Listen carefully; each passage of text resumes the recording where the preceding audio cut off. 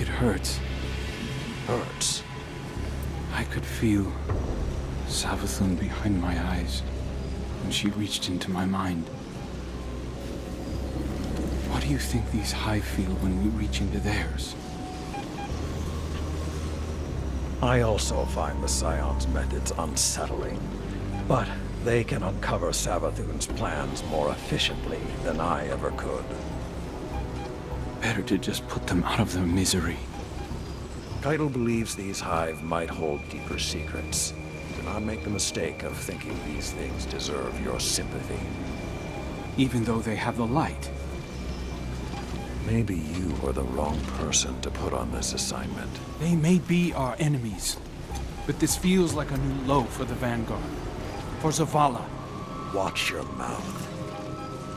You New Light see Zavala as some toothless diplomat, but you wouldn't believe what he sacrificed to become the man he is. Someone who will make the hard choice, and make sure his people understand why. And I can't wait to hear the speech about all this. You want a speech? Today the Vanguard did what had to be done. Mercy prevailed. Speech over.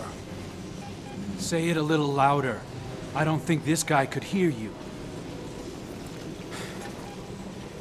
This doesn't look like mercy to me. Then you're not looking hard enough.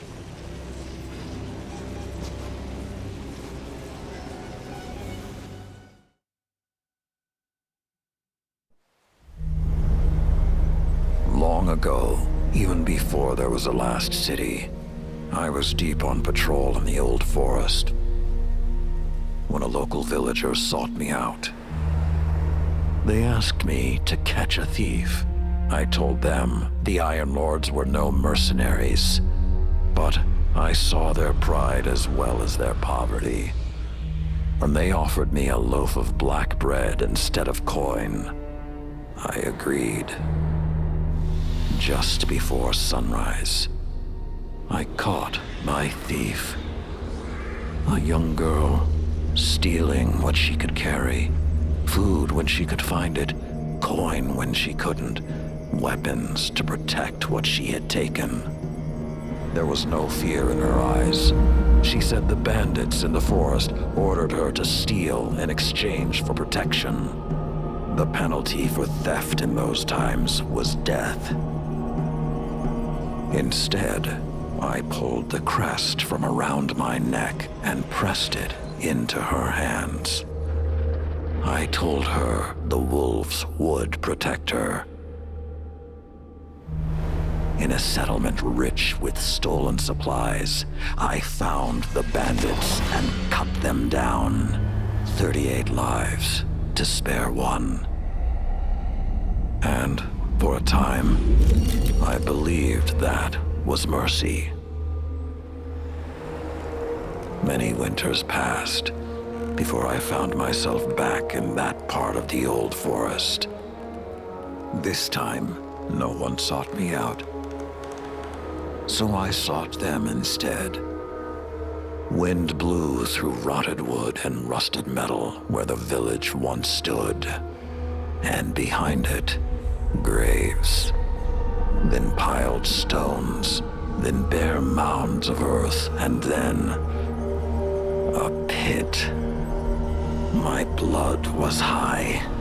I tore through the forest, hunting for those responsible. Finally, in a settlement rich with stolen supplies, I found her. A lightless woman with my crest around her neck. There was no fear in her eyes. She spoke plainly. When the villagers could no longer tithe, her wolves no longer protected them. She bled them dry, and when they had no more to give, she sent in her men, unleashed her wolves. Mercy to an enemy cannot come at the cost of mercy for their victims.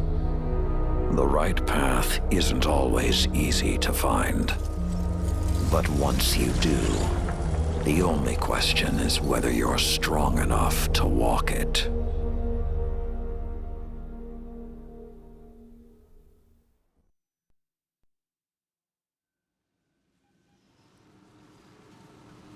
Consider that the next time you feel pity for our enemies.